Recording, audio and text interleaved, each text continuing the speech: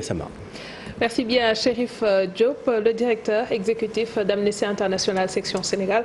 Bonsoir Monsieur Gassama, merci d'être là. Bonsoir Aram, bonsoir Daouda Mine, et bonsoir aux téléspectateurs. D'abord, les propos d'Aïda Mbodj qui dit qu'elle a fait l'objet de menaces. Apparemment, les questions d'actualité qu'elle a introduites à l'Assemblée nationale semblent faire grincer des dents. Oui, je crois que je vais commencer d'abord par condamner cette menace proférée à l'encontre de l'honorable député Aïda Mbodj. Aïda Mbodj est parlementaire et en tant que parlementaire, elle a le droit d'interpeller un ministre sur la conduite des affaires de son département. Donc des énergumènes proches ou peut-être même inconnus. Je ne peux pas imaginer qu'Abdoulaye Diouf Sarr puisse cautionner ce type d'action. C'est quelqu'un qui est très pondéré, posé. Et donc il faut que les gens comprennent que les députés doivent jouer leur rôle, même s'ils sont des militants politiques de tel ou tel ministre. Il faut que le ministre il est au service de la République et les députés également ont le rôle d'interpeller ces ministres-là et que tout cela doit se faire dans un esprit de civisme et donc Elle dit avoir saisi le ministre de l'Intérieur. Qu'est-ce que vous attendez? Absolument, il faut que le ministre instruise ses services compétents pour mener une enquête. Je crois qu'il y a un numéro de téléphone d'où l'appel est parti, que cette personne soit identifiée et évidemment qu'elle puisse être poursuivie au besoin. Autre chose, c'est la réouverture des classes. Une nouvelle date qui a été retenue, le 25 juin. Voilà, je fais partie des personnes qui pensent que l'État doit tout faire pour sauver l'année scolaire. Non seulement les enfants qui sont en classe d'examen doivent aller à l'école, mais les enfants qui sont dans les autres classes doivent également pouvoir aller à l'école assez rapidement. Dans tous les pays du monde, les États mettent en place des mesures pour que les enfants ne puissent pas perdre leur année. Je crois que les Nations Unies elles-mêmes ont lancé un appel aux États de tout faire pour que les enfants ne soient pas doublement pénalisés. On a vu ce qui s'est passé la dernière fois. Est-ce que vous n'avez pas des craintes avec cette nous espérons que le ministère qui a procédé à beaucoup de consultations pendant ces derniers jours a certainement mis en place tout ce qu'il faut. Ça va être un très grand défi. C'est quand même plus de 100 000 élèves qui vont retourner en classe. Beaucoup d'écoles sont en abri provisoire.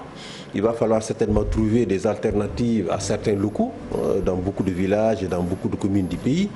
Mais il faut que les collectivités territoriales participent également à ces efforts. Il faut que les parents d'élèves, la société civile participent à ces efforts. On ne peut pas laisser à l'État, n'est-ce pas, tout seul la responsabilité de mettre en place.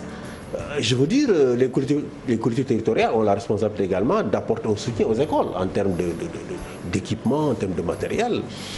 Les communautés doivent participer également parce que les enfants, c'est d'abord les enfants des communautés. Nous, la société civile, on doit également aider l'État à respecter ce droit à l'éducation des enfants. Mais ne pensez pas que c'est risqué quand même d'ouvrir les classes parce qu'on a vu des pays qui sont mieux outillés que nous, notamment le Japon, qui ont ouvert les classes, mais qui ont finalement refermé tout simplement les classes parce qu'il y a des cas qui ont augmenté. Oui, il y a le cas du Japon, mais il y a aussi également beaucoup d'autres cas où les enfants n'ont jamais arrêté d'aller à l'école. Si vous prenez certains pays nordiques comme la Suède, les enfants n'ont jamais arrêté d'aller à l'école. Et il n'y a jamais eu de contamination incontrôlée du fait de la présence des enfants à l'école. Je crois qu'il y a des mesures barrières qu'il faut mettre en place. Si ces mesures sont mises en place, il n'y aura jamais de risque zéro de contamination à l'école. Il y aura certainement des contaminations qui vont avoir lieu, mais elles seront maîtrisées et cela n'empêchera pas les enfants de continuer leurs études et de faire leurs examens. Autre fait qui est au devant de la scène, c'est l'inculpation de Cheikh Yérim Seck qui est aujourd'hui placé sous contrôle judiciaire. Est-ce que la décision se justifie selon vous? Non, pas du tout. Je pense que le régime qu'il vient de faire, sa plus grosse attaque contre la liberté de la presse. C'est vraiment la plus grosse attaque. Il y a eu avant ça l'histoire de cette jeune journaliste qui avait été inquiétée parce qu'elle a partagé une caricature du président reçue d'une autre personne. Il y a eu le cas d'Amagaï. Mais cette fois-ci, vraiment, c'est une attaque frontale contre la liberté de la presse. Lorsqu'on convoque un journaliste et qu'on lui demande de divulguer ses sources, c'est vraiment porter atteinte à la profession de journaliste. Et si on laisse passer cette attaque, évidemment, ça va être un précédent grave pour tous les autres journalistes. Les journalistes ne doivent pas travailler avec la peur d'aller en prison. Ils ne doivent pas travailler avec cette peur. C'est le moment de reposer la question de la dépendance de l'île de presse. C'est vrai que les politiciens sénégalais, quand ils sont au pouvoir, ils ont tous des griefs contre des journalistes. Mais un pays comme la Guinée a dépénalisé les îles de presse. Oui. Le Tchad a dépénalisé, le Niger. Vous pensez que ces pays-là sont en feu en ce moment? Écoutez, on se prévaut toujours d'être le premier pays en matière de démocratie, en matière de respect des libertés, alors qu'on est en tête d'être largué par beaucoup de pays. Beaucoup de pays sur le continent, même le Lesotho, un tout petit pays, a dépénalisé les îles de presse. On était les premiers en matière de respect des libertés, on est en train d'être largué par tout le monde. Parce que simplement, on est une classe politique qui n'a pas la volonté de poser les actes forts qu'il faut pour faire avancer les droits et libertés. Donc, nous condamnons, évidemment, nous avons condamné la garde à vue de Cheikh Yérim Seck. Nous exigeons que toutes les charges retenues contre lui soient évidemment retirées et que, évidemment, il ne soit plus inquiété parce qu'il n'a fait que faire son travail de journaliste qui consiste à enquêter et à alerter. Ce gouvernement ne peut pas prétendre vouloir lutter contre la corruption, la mauvaise gestion, si en même temps les journalistes qui alertent sur des faits de corruption sont inquiétés. Ce n'est pas possible. Mais ne pensez-vous pas que le salut vient des magistrats? Parce qu'on s'est rendu compte que dans l'affaire Cheikh Yérim Seck, le procureur avait visé l'article 255 et avait requis le mandat de dépôt. Mais au finish, on s'est rendu compte que le magistrat instructeur, le doyen des juges en l'occurrence, a tout simplement passé outre la demande du procureur de la République, l'inculpant certes, mais en le plaçant sous contrôle judiciaire. Alors que l'article 139 du Code de procédure pénale lui imposait même comme le placement. Absolument, nous saluons donc cette décision du doyen des juges de le placer sous contrôle judiciaire. Cheikh Yérim présente toutes les garanties de représentation. C'est quelqu'un qui est connu, il est en domicile. Il ne va jamais quitter le pays pour si peu. Donc, je pense qu'il a pris la bonne décision. Il ne prend pas toujours les bonnes décisions.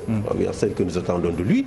Mais cette fois-ci, il a pris une bonne décision et nous espérons que nous appelons malgré tout ça à ce que les charges...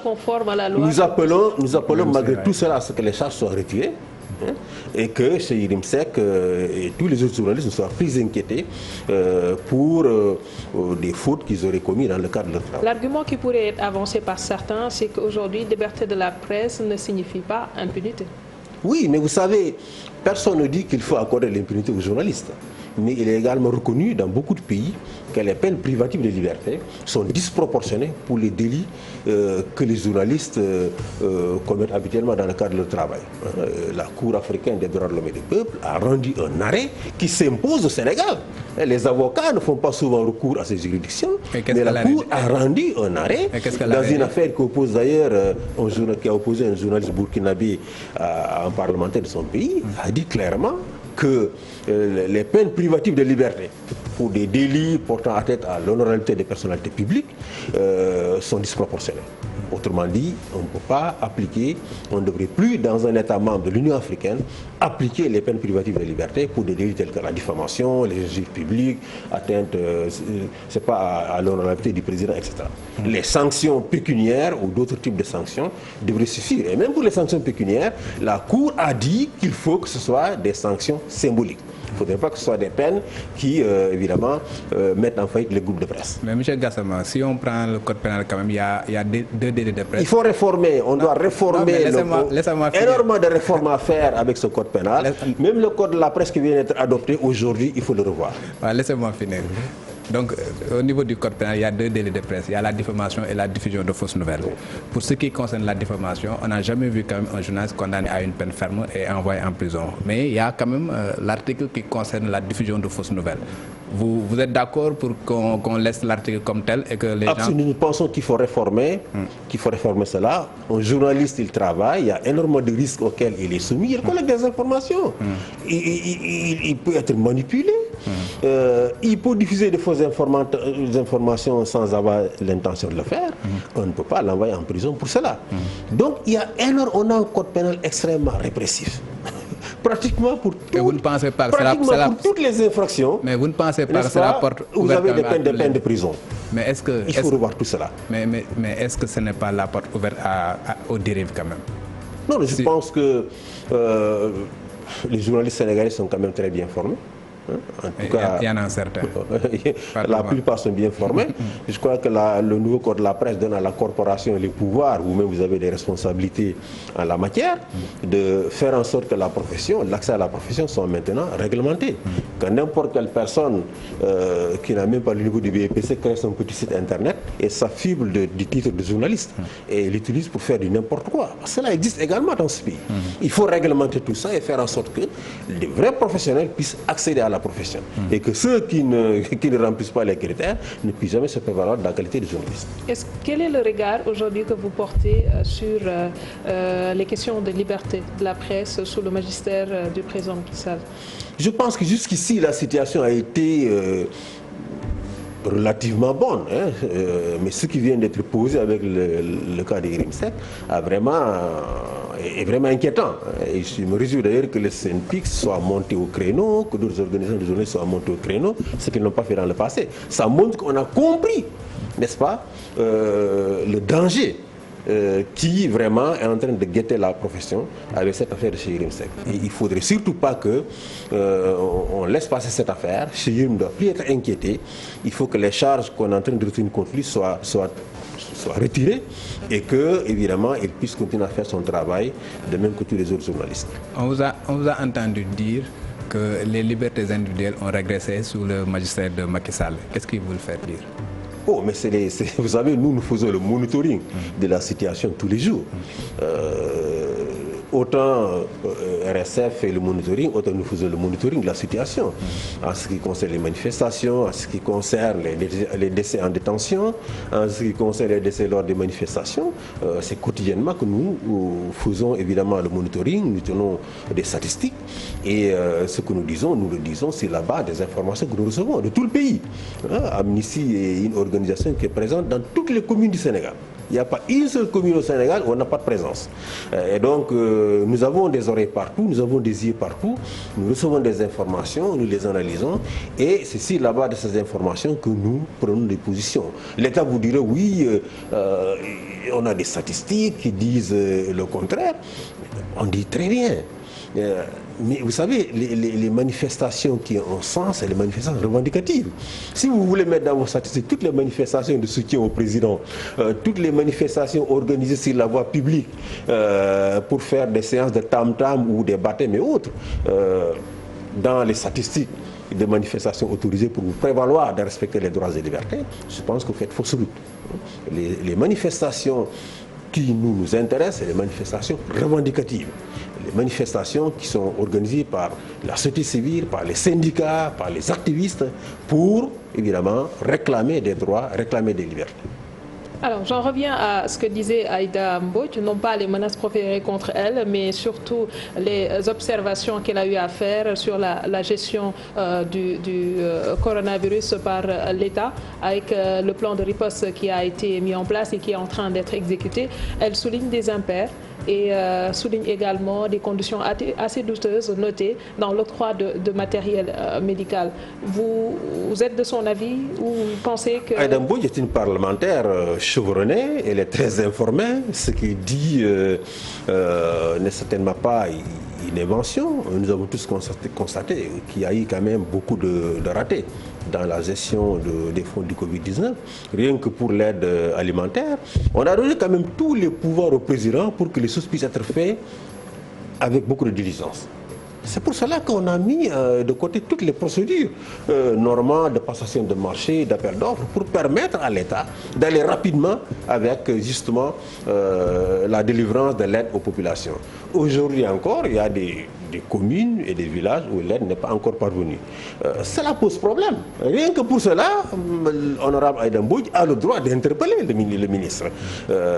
Maintenant, si vous ajoutez tous les autres impairs que la presse relève quotidiennement, je pense que c'est une bonne initiative de sa part, qui est même salutaire et qu'elle ne devrait pas faire l'objet d'une quelconque menace ou... Mais à côté, quelle est la responsabilité de la société civile? Oui, la société civile n'a pas été tellement impliquée dans ce processus. Le président a consulté quelques organisations. Il a d'ailleurs nommé toutes les ONG des droits humains. Il a consulté quelques organisations, mais après, il ne les a pas impliquées dans la force Covid-19. Bon, il y a certainement certains gens de la société civile qui sont impliqués à titre personnel, mais la société civile n'a vraiment pas un rôle, une place prépondérante dans le dispositif qui a été mis pour distribuer cette aide.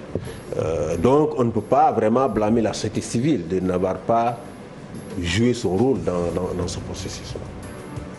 Bon, on entend souvent les gouvernants quand même dire que vous êtes des politiciens encagoulés.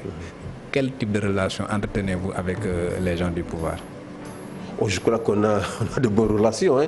En dépit du discours public, hein, on a de bonnes relations. Nous avons de très bonnes relations avec tous les ministres. Que répondez-vous par avec rapport tous à les ministres techniques. Nous avons de bonnes relations avec le Parlement. Vous savez, les hommes politiques, lorsque vous les critiquez en public, ils réagissent. Les hommes politiques, ils sont dans la séduction. Tout ce qui peut nuire ou entamer leur quête permanente de séduction. Mais vous devez avoir quand même une force de proposition en allant quand même proposer un certain nombre de choses. Mais nous faisons beaucoup de propositions. Vous savez, il y a beaucoup de textes de loi, d'institutions qui ont été créées dans ce pays. Ça nécessite la société civile. Le Forum civil, si vous prenez beaucoup de toutes ces lois sur la transparence, y compris l'OFNAC, c'est du Forum civil. Nous-mêmes, à Amnesty, la RADDHO, la Ligue sénégalaise, il y a beaucoup d'institutions de ce pays, beaucoup de lois qui ont été adoptées, qui ont été le fruit de la réflexion de la société civile. Nous travaillons en permanence avec le ministère de la Justice, avec le ministère des Affaires étrangères. Ce sont nos partenaires incontournables. Et donc, en dépit des passes d'armes qu'il y a souvent dans la presse, nous avons de bonnes relations. Nous sommes d'ailleurs condamnés à avoir ces bonnes relations-là. Parce que vous savez, la responsabilité première de protéger les droits humains incombe au gouvernement. S'il y a maintenant des manquements qui sont commis et que la société civile peut attirer leur attention à notre manière, nous ne sommes pas quand même des diplomates. Hein. Si c'est des diplomates, ils vous trouvent dans votre bureau, ils vous font des remarques, ça s'arrête là. Et nous, on est la société civile, on a une autre manière d'agir. Et il faut que les autorités acceptent que notre manière d'agir n'est pas spécifique à la société civile sénégalaise, la société civile au niveau mondial qui agit de cette sorte. Nous faisons en sorte que l'opinion publique soit au courant des manquements, parce qu'on est dans un État démocratique. Les leaders politiques doivent régulièrement demander un mandat des populations. Notre seule force, c'est d'informer l'opinion publique, de mettre à la disposition de l'opinion publique des faits, pour que l'opinion publique soit informée et qu'elle puisse justement mettre la pression qu'il faut sur les autorités pour améliorer la situation. Je termine par un dernier point, la question foncière. On a vu que dernièrement, cela a fait également tollé, notamment avec le bradage du littoral. Il y a eu des assiettes foncières saisies par-ci et par-là. Il nous arrive également chaque jour d'entendre d'autres faits, comme la bande de Filao, où auraient été octroyés des hectares de terre à un ministre de la République. Là également, on ne vous entend pas suffisamment. Ah non, nous sommes en ce moment dans un processus que coordonne l'ancien député chez Oumar Sy. Il y a beaucoup d'initiatives qui sont en train d'être prises. C'est vraiment regrettable ce qui se passe dans ce pays depuis une vingtaine d'années, que les terres de public maritime qui sont, selon la loi, inaliénables, imprescriptibles, fassent l'objet de déclassements abusifs de la part du président de la République, pas de celui qui est là spécifiquement, mais de tous ses prédécesseurs, au profit des personnes privées qui, quelques années après, justement, serrent ces terres à coups de milliards et s'enrichissent sur le dos du peuple sénégalais. Je pense que le déclassement devrait être fait uniquement en faveur justement des entreprises qui veulent créer des hôtels, qui emploieraient des centaines de Sénégalais. Cela est acceptable, mais déclasser des terres pour des personnes privées qui vont construire des villas ou même qui vont les céder à d'autres et empocher des milliards au détriment du peuple sénégalais, je crois que cela est inacceptable et cela devrait s'arrêter. Et c'est l'autorité suprême du pays qui a cette responsabilité de mettre fin à ce bradage du littoral. Merci, merci beaucoup. Si vous me le permettez, je voudrais parler de la Casamance. Il y a eu beaucoup de problèmes en Casamance cet an dernier. Je voudrais simplement dire aux Sénégalais que ce que l'armée est en train de faire en Casamance, c'est une demande pressante et forte des populations qui, depuis plus de 25 ans, ont été chassées de leurs terres par les groupes rebelles. Après plus de 25 ans, n'est-ce pas, ces populations aspirent à retourner dans leur localité. Il faut que l'État soutienne ce processus. Il faut que les MFDC collaborent au retour des populations. Les populations ne sont pas parties au conflit. Hein, on ne peut pas les tenir en otage pendant près de 30 ans, n'est-ce pas, en les chassant de leur village, en occupant ces villages et en profitant de leurs vergers et de leurs biens. C'est inacceptable. Et donc, j'ai un appel simplement à lancer à l'État pour qu'il continue ce processus, MFDC, pour qu'il contribue au retour des populations dans leur terre. Merci beaucoup, Seydi Gassama, le directeur exécutif d'Amnesty International Sénégal. Président, on nous demande maintenant de vivre avec le virus. Les choses ont repris et jusqu'à présent, on n'entend pas encore d'infos venant de la commission qui est chargée de la carte nationale de la presse. Où est-ce que vous en êtes? Bon, là, il y a la Covid-19 quand même qui avait un tout petit peu ralenti le processus. Mais d'ores et déjà, j'annonce que mercredi prochain, nous allons nous rencontrer pour valider le règlement intérieur, valider le spécimen de la carte nationale de presse. Et je pense que d'ici le mois de juillet, on devrait délivrer les premières cartes nationales de presse. Merci beaucoup, Daouda Mine. Merci également à vous de nous avoir suivis. On se donne rendez-vous demain à la même heure. Passez d'excellents moments en compagnie d'un programme.